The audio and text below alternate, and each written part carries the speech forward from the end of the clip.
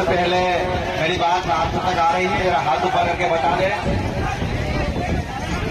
Last तक मेरी बात आ रही है, धन्यवाद। तो साथियों, सबसे पहले तो मैं कार्यक्रम को आयोजन करने वाली टीम को बहुत बहुत धन्यवाद और आभार व्यक्त करता हूं। उसके बाद यहाँ आप सब लोग जो अपना कीमती समय निकाल कर यहाँ पर सुन रहे हैं, यहाँ पर खड़े हैं, उसके लिए आप जोरदार अपने खुद के लिए एक बार तालियां बजा दें। साथियों, मैं खुद के लिए क्यों कह रहा हूं, क्योंकि हमने सदियों से हमारे बाप दादाओं ने कहीं कांग्रेस भाजपा के कार्यक्रम में गए और तालियां बजाए, और जो हमारे बीच फुटगर जो बैठा है ना, जैसे फुटगर की तरह हम लोग रख दिया। तो आज ये आपका अपना कार्यक्रम है, तो आपके अपने कार्यक्रम में कम से कम बार बार एक संचालन टीम बोल रही है हम शांति बनाए रखें, शांति बनाए रखें। तो शांति बनाए रखो, आप सुनो। साथियों, आप लोगों के पैरों तले की जमीन खिसक जाएगी कि ये कार्यक्रम क्यों आयोजन किया जाना चाहिए और ये कार्यक्रमों का क्या महत्व होना चाहिए। आज हमारे साथ में बहुत गंभीर समस्याएं हैं, इतनी समस्याएं हैं जिसका कोई हिसाब लगाना मुश्किल ही नहीं है, लेकिन इतनी समस्याएं होने के बाद भी हम और आप सिर्फ डीजे पर नाचना और यहाँ गाना चल रहा, सभी के हाथ में मोबाइल निकलना, ये साबित करता है कि आज तक आप लोग नहीं सुधरे। आपके पास से जमीनें छीनी जा रही है, आपके बच्चों को रोजगार नहीं मिल रहा है, आपके बच्चों को आपकी माता और बहनों के साथ में शोषण होता है। हमारे घर में आज भी हमारी माता बहन घर से दिन भर काम करती, उसके बाद चूल्हा जला, उसके बाद उसके घर में रोटी बनती है, ये स्थिति है।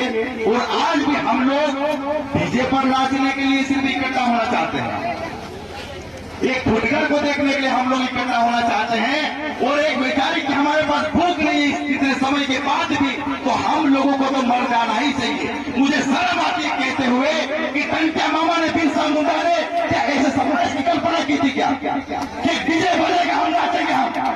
तुमको बार बार कहना पड़ता है तुम शांति से बैठ जाओगे। हमारे सिंह भाई आगे आके तुमको बोल के गए कि अगर दूसरे समाज का कार्यक्रम होता तो तुम चुपचाप बैठ जाते हो। हम बार बार बोलते, कितने लोगों ने साथ पूछूंगा में, कितने लोग हाथ ऊपर करके बताए कि कांग्रेस के अंदर उसने एक का नाम कितने लोगों ने सुना है? हाथ ऊपर करके बताओ मेरे को। कांग्रेस के अंदर उसने एक का नाम कितने लोगों ने सुना है? कोई तो हाथ ऊपर करके बताए मेरे को।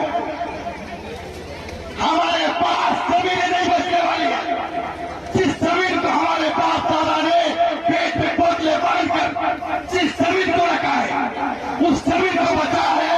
तो आज कम से कम तुम्हारे पास खाने के लिए 2 वक्त की रोटी, कम से कम तुमको रोजगार नहीं मिलता है, तो तुम्हारे पास पेट में इतना पक जाता है तो तुम्हारे बाल बच्चे कम से उस जमीन में पहुंचा जाता है, वो जमीन पे तुमसे छीनने वाले। हमारे उपाध्याय भाई ने बताया, अगर फैक्ट्री रखा हो तो गांव में रखती है, अगर किसी पर का विकास होना है तो वो शहर में होता है। कॉलेज बनती कहां पर बनती है? शहर में बनती है। इंजीनियर कॉलेज कहां बनती है? शहर में बनती है। और स्कूलें कहां खुलती है? शहर में बनती है। लेकिन जमीनें किसकी छीन जाती है? आदिवासी।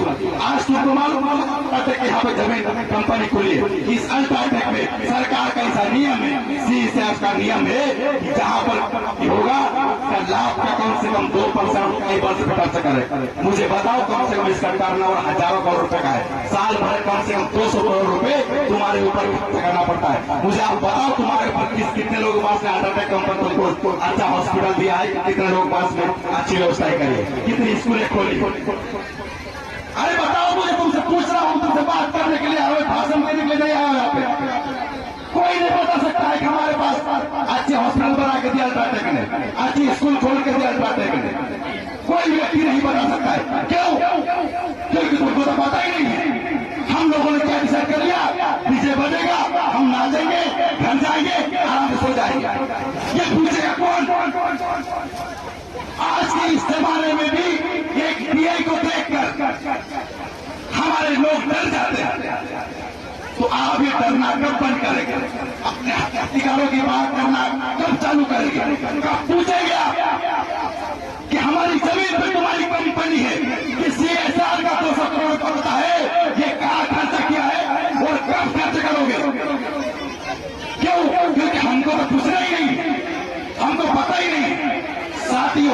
बार बार बोल रहा हूँ, फॉरेस्ट कंजर से जिस प्रकार से संशोधन किया गया है, हमारे पास से हमारी जमीन छीने जाएगी और वही हमारे पास एक आगे का रास्ता है। हमारे लोग तो कम से कम उद्योग धंधे में भी नहीं जा सकते हैं, हमारे लोग तो कम से कम ये रजिस्टर भी नहीं ला सकते हैं कि कम से कम कोई चाय दुकान से ढंग चला ले। हमारा कितने लोगों के पास दुकानें हैं, कितने लोग नहीं पाएंगे।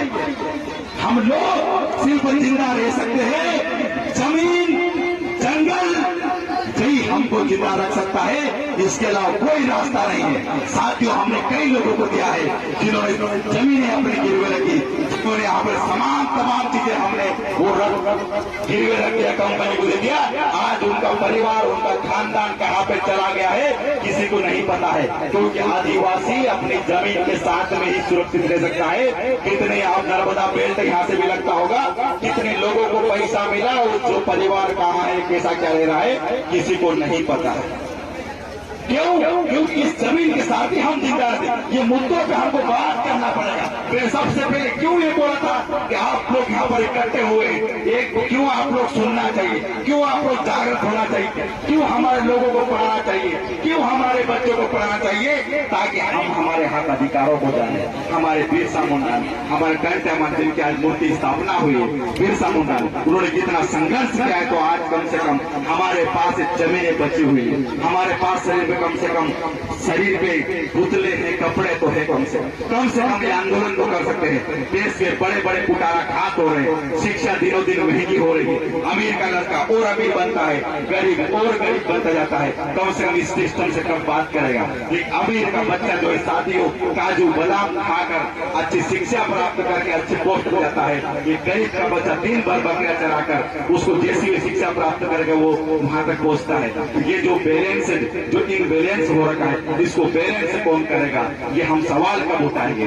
हमारे गांव में पटवारी आते नहीं है, हमारे गांव में शिक्षक आते नहीं है, मंत्री सही ढंग से नहीं काम करता है, हमारे गांव में पुलिस वाले आते वो डराते हैं। कम से कम ये कब हम करेंगे, इन पुलिस वालों से हम नहीं डरेंगे। कब हम जाकर थाने पर टीआई से आंखों में आंख मिला के बात करेंगे, ये हमको कम से कम समझना पड़ेगा। ये हमारे हक अधिकारों को जानना पड़ेगा और इसके लिए ऐसे बड़े बड़े आयोजन होना चाहिए और यहाँ से आप लोगों को सुनना चाहिए। तो अगर कभी हम आज भी कभी हम गुडगर पे और डीजे पे अगर पीड़ा होना चालू कर दिए साथियों, तो आपका अंत समय बहुत जल्दी निश्चित है। इसको कोई नहीं बचा सकता है, क्योंकि दोबारा कंटा फिर आपकी लड़ाई लड़ने के लिए नहीं आने वाला है, बिरसा मुंडा आपकी लड़ाई लड़ने के लिए नहीं आने वाला है। जल जंगल जमीन की लड़ाई से आपको लड़ना पड़ेगा। आपके घर में खाने के लिए रोटी है कि नहीं है, ये आपको व्यवस्था करना पड़ेगा, दूसरे नहीं आने वाले हैं। तो ये आपका हक है, इसको प्राप्त करो। और पुनः मुझे मेरी बात को आप लोगों ने सुना, उसके लिए बहुत बहुत धन्यवाद। हमें कल भोपाल में भी कार्यक्रम है, तो भोपाल में भी जाना है, लेकिन आप यहाँ से मैं चाहूंगा कि जितने साथी हमारी बात सुने, कम से कम उसको ग्रहण करें। साथियों, संविधान में बहुत बड़ा खतरा आने वाला है। इस देश का आप लोगों ने देखकर के कोई भारत बोल रहा है, कोई इंडिया बोल रहा है, कितने बड़े बड़े कुटाराघात हो रहा है। एक प्रधानमंत्री का वित्त सलाहकार ये बात करता है आराम से, इस देश में संविधान को बदल देना चाहिए। मुझे आप बताओ, जिस दिन हमारा संविधान बदल गया, जिस दिन हमारा संविधान हमारा खत्म हो गया, उस दिन मैं आपको बोल रहा हूँ, आपको बीच में ये बातें नहीं हम कर पाएंगे और आप नारा नहीं लगा पाओगे, आप सभा नहीं कर पाओगे। हमारी माताओं बहनों की जो हम आज आबरू बची है, जैसे एक्ट है, पैसा कानून है, ये तमाम चीजें हमारी खत्म हो जाएगी। इसलिए हमको और मजबूत होना है, इन चीजों को हमको लेके चलना है साथियों। लेकिन इसके लिए हमको वैचारिक मजबूत होना पड़े। जिस प्रकार हमें खाने की भूख लगती है, हमें पानी की प्यास लगती है, उस प्रकार से आपको अपने विचारों की अपने अंदर भूख जागृत करना पड़ेगा और इन विचारों को आपको कम से कम इस भूख के माध्यम से आप लेना पड़ेगा, तब जाके आप मजबूत हो जाएगा। इसी के बाद में अपनी बात में विराम